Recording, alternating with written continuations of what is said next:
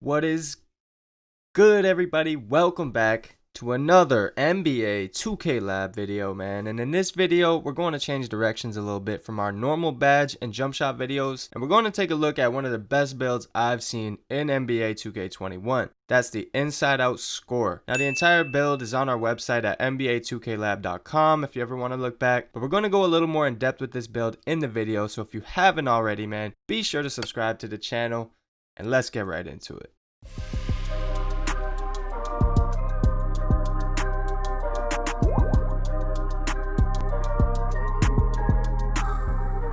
Now, at first glance, I know what you're thinking.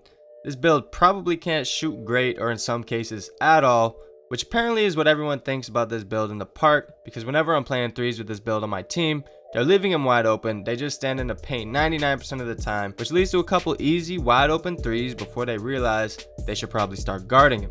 Now, the thing with this build is that it's essentially a pure stretch without the name attached to it. It's got the big green pie chart with all the shooting and can actually play some solid defense, not to mention the rebounding is usually more than enough to get the job done when playing against opposing bigs. I've literally seen this build do it all in the park.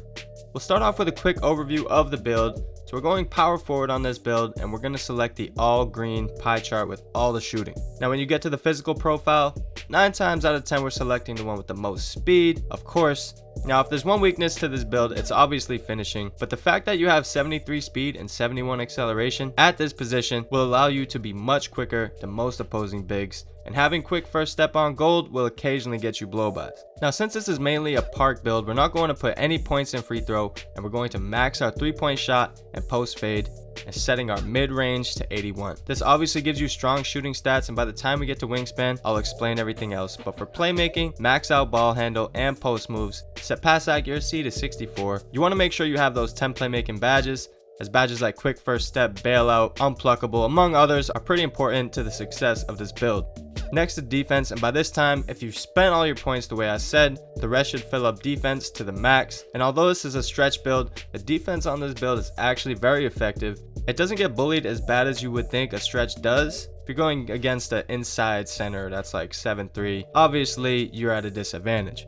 So for height, we're going to go 6'8", and for the wingspan of this build, to improve the defense on the stretch, we're going max wingspan, and I believe having a larger wingspan is what gives this build the inside out score name, because I tried this on default wingspan and it labeled it a 3-level score, so just make note of that. And although the 3 ball drops to an 84 with a max wingspan, which is below our recommended rating of 86 3-point for consistent shooting, playing with a point guard with floor general, even on silver, will help this build shoot the lights out. Not to mention Dimer, making that 84 3 ball look like a 90 at least. Now at this point here, we're min-maxing the stats by going 190 pounds, giving us that 1 extra strength while keeping the maximum speed that we have of 73. Now there you have it, man. That's the build. This build can shoot from anywhere on the floor, creates insane spacing by dragging the big man out of his beloved paint, forcing him to guard you on the perimeter eventually, which obviously is a major boost to anyone trying to attack the basket on your team. Now you may look at the rebounding or the height of this build and think it's not a viable big man in park, but I can reassure you it most definitely is. The max wingspan and the max defense stats actually provide very solid defense where only large inside bigs, like I said, can abuse you in the post. But I can tell you now, there's not many of those anymore like in past 2Ks, but even then,